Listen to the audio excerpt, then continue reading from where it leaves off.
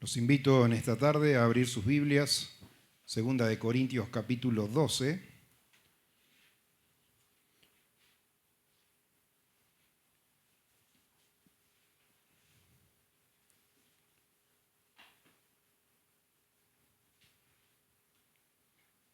Y el apóstol Pablo escribe acá a la iglesia de Corintios.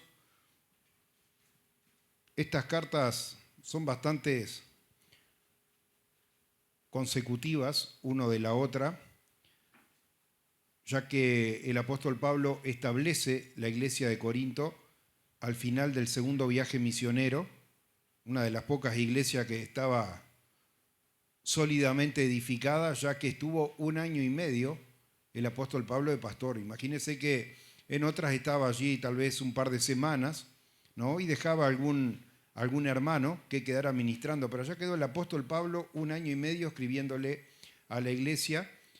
Primero era una congregación, era un país donde estaban los griegos, muy conocidos por la sabiduría, y primero había habido una disputa cuando el apóstol Pablo, yendo primeramente, como tenía su costumbre, a la sinagoga, le predica primero a las ovejas perdidas de la casa de Israel, igual que hizo Jesús cuando mandó a los discípulos, le dijo: vayan y predíquenle a las ovejas perdidas de la casa de Israel. Primeramente, el apóstol Pablo seguía esa misma misiva que Jesús le había instruido a los discípulos, y primeramente, al llegar a una ciudad, iba a la sinagoga y allí le anunciaba a los judíos y le daba a conocer, como lo hemos venido hablando en distintas oportunidades acá, misterios de Dios que para algunos eran misterios, para el apóstol Pablo se habían hecho una realidad con la revelación que recibió cuando Jesucristo se manifestó a su vida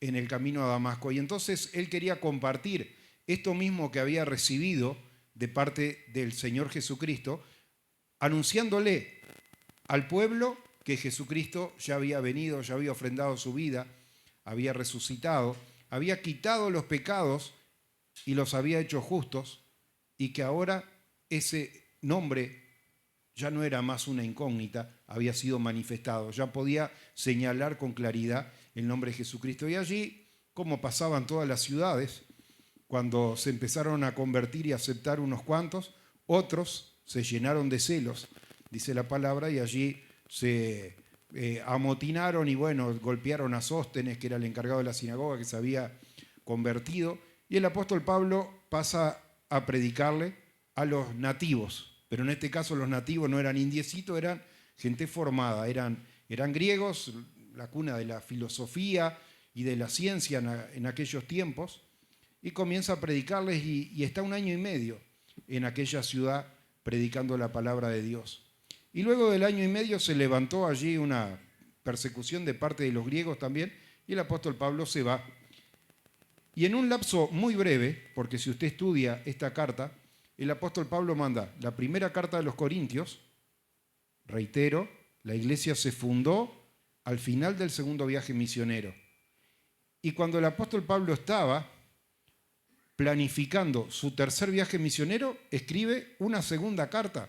¿Por qué la necesidad de mandar 2 cartas tan consecutivas? Porque la iglesia no había obrado de acuerdo a las exhortaciones que él le dirigía en la primera carta. Cuando usted estudia la primera carta a los Corintios, el apóstol Pablo se ve en la necesidad de corregir ciertos brotes que habían surgido en la congregación, donde las personas dejaban de poner su mirada en Jesucristo y ponían la mirada en los hombres. Y si usted conoce la historia de un hombre que quiso caminar sobre el agua, usted sabe lo que pasa. Venía caminando perfecto sobre el agua, pero ¿qué hizo?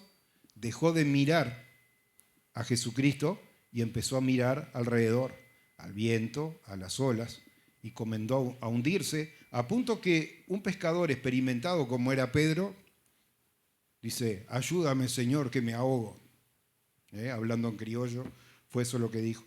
Y el apóstol Pablo, reitero, era un practicante de esas cosas que Jesucristo mismo había enseñado. Primero, le predicaba a las ovejas perdidas de la casa de Israel. Después le anunciaba a los gentiles también la salvación, ya que como lo explica en la carta a los romanos, mediante un mismo sacrificio hizo justo a todos, a judíos y a gentiles. Y habiendo recibido este conocimiento y habiendo percibido y visto con sus propios ojos las manifestaciones de Dios, esta iglesia prontamente había hecho como Pedro. Habían dejado de mirar a Jesucristo y tenían 3 candidatos por los cuales hinchaba cada uno: Apolo, Pablo y Cefas, que era Pedro. Y estaban con eso y llegó a oídos del apóstol Pablo, y el apóstol Pablo tuvo que pararse y escribir esa primera carta y decirle a la iglesia: no sean niños, porque ustedes ni fueron bautizados ni fueron salvados por Pablo, por Apolo o por Cefas, sino por Jesucristo. Y la gloria en todas las cosas debe ser de Dios. Y el mensaje que hoy nos ocupa, a pesar de tener que reiterarle que no habían obedecido a estas cosas y avisarle, dice: cuando vaya voy a tener que ponerme medio bravo con ustedes, si no se doblegan a la voluntad de Dios, porque la verdad no son 2, la verdad es una, y toda la gloria debe ser dada a Jesucristo. Y acá, en este título que tal vez usted asocie, el aguijón en la carne, y todos tenemos una idea general de qué se trata esto, el apóstol Pablo viene a hablar acerca de la exaltación. Y opera en él un grado de humildad que ni siquiera se identifica a sí mismo y muestra dos polos totalmente opuestos. Un polo de una bendición extraordinaria, como la de un hombre que hace la historia: conozco a un hombre, no sé si fuera del cuerpo o en el cuerpo, fue llevado al tercer cielo y oyó palabras inefables. Y por otro lado, el aguijón en la carne. Seguramente, hermano, muchos, si tuvieran la oportunidad, si el Señor se presentara y le dice: pídeme lo que quieras, como lo hizo con Salomón, un día le dijo: bueno, ¿qué quieres? Y Dios podía decirnos: bueno, ¿qué quiere? Y capaz que muchos querrían, como el apóstol Pablo, ser llevados al tercer cielo, oír palabras inefables. Pero yo pregunto: ¿quién quiere el aguijón en la carne? Ahora, el apóstol Pablo se pone como ejemplo y dice: el Señor me ha enseñado de que su poder, el poder de Dios, se perfecciona en la debilidad. ¿Qué quiere decir eso? Cada vez, hermanos, que usted tiene un problema, seamos sinceros, ¿qué hacemos cuando tenemos un problema? Nos duele la cabeza, nos tomamos una aspirina. Si vemos que es la presión, nos tomamos una pastilla para la presión. Si tenemos un problema, se nos rompe algo, llamamos al contacto que tenemos para que lo arregle, o miramos cuánto tenemos en la billetera a ver si nosotros podemos pagar el arreglo de lo que nos ocupa. ¿Qué le quiero decir? En todas las cosas, hermano, tendemos a tratar de solucionar nosotros, y el Señor a veces propicia ciertas situaciones y ciertas enfermedades. ¿Para qué? Para que tengamos que acudir a Él y podamos decir: bueno, yo no puedo operar, no puedo hacer más de esto, Señor, completa tú la obra. Y de esto, hermano, le está escribiendo a esa iglesia, hermano. Le está escribiendo acerca de que en muchas oportunidades, en vez de venir y decir: el apóstol Pablo, ¿cuántas veces se quejó? Dice acá, ninguna. Dice: le rogué al Señor. Y hermano, en este ejemplo, donde el apóstol Pablo no está tratando de convencer a los hermanos que se habían congregado a través de su ministerio, no lo estaba tratando de convencer diciéndole: ustedes conocieron a Cristo por mí, así que voten por mí o estén de mi parte. Está, por el contrario, presentándole a Jesucristo como el todo y el cual debe recibir toda la gloria.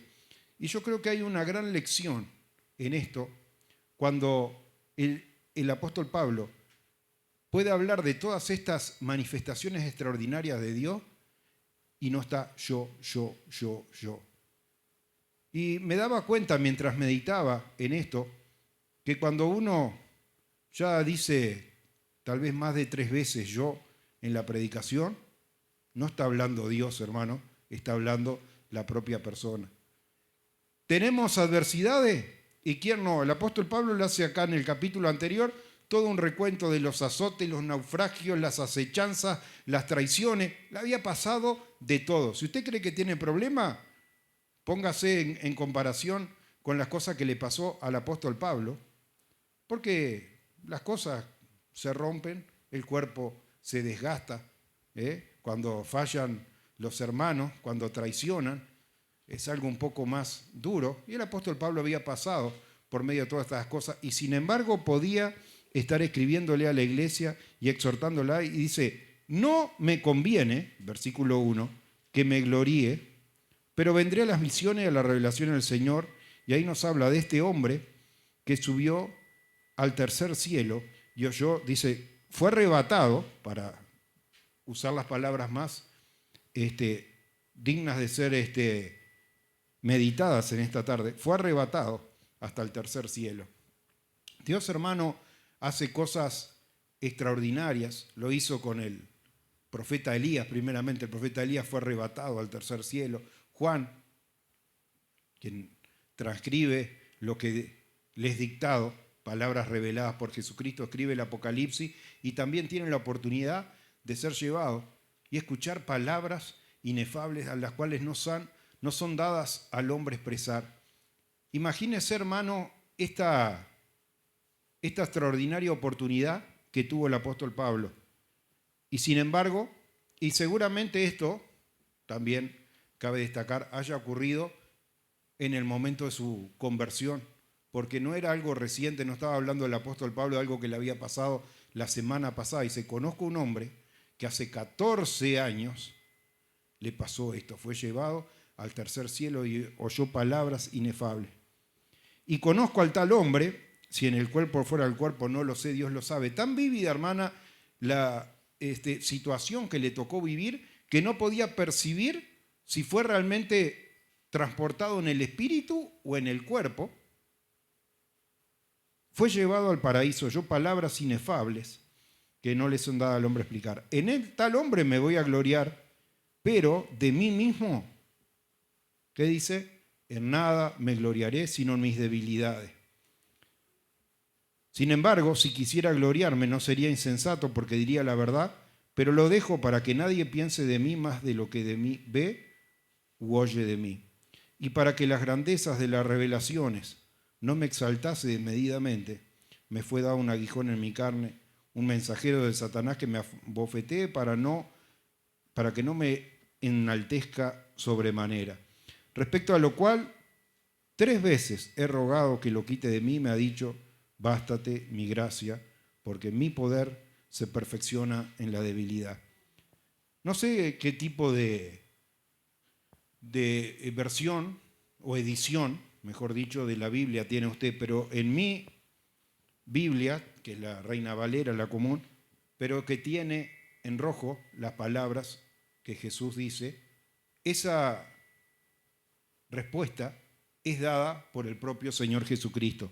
Todo lo otro viene escribiendo el apóstol Pablo, pero dice, el Señor me dijo, bástate mi gracia porque mi poder se perfecciona en la debilidad. Y yo le pregunto, ¿esto sería solamente para el apóstol Pablo o será para la vida de cada uno de nosotros también? ¿Está alguno enfermo? La palabra de Dios nos da la receta. ¿Está alguno triste? La palabra del Señor está la respuesta. Cristo es la respuesta. En la palabra tiene la respuesta, hermano. Si está triste, no venga a llorar las tristezas acá. Venga confiado, hermano, en el Señor.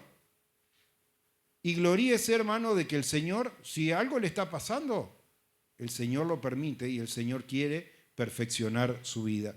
Así que esta palabra era la que yo quería compartir en esta tarde, hermano, ver de que las congregaciones, como era Corinto, a pesar de tener mucho conocimiento, no era perfecta en todas las cosas.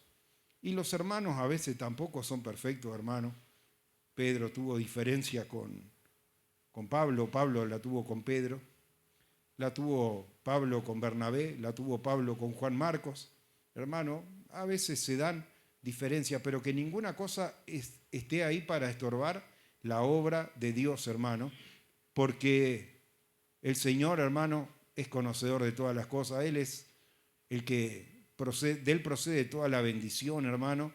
Y justamente quería el apóstol Pablo decirle, hermano, no quite la mirada del Señor. Que no tengamos que andar, hermano, en las aguas y empezar a hundirnos para poder entender estas cosas que el apóstol Pablo le escribe a la iglesia, hermano.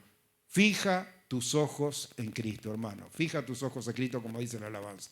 Que Dios les bendiga.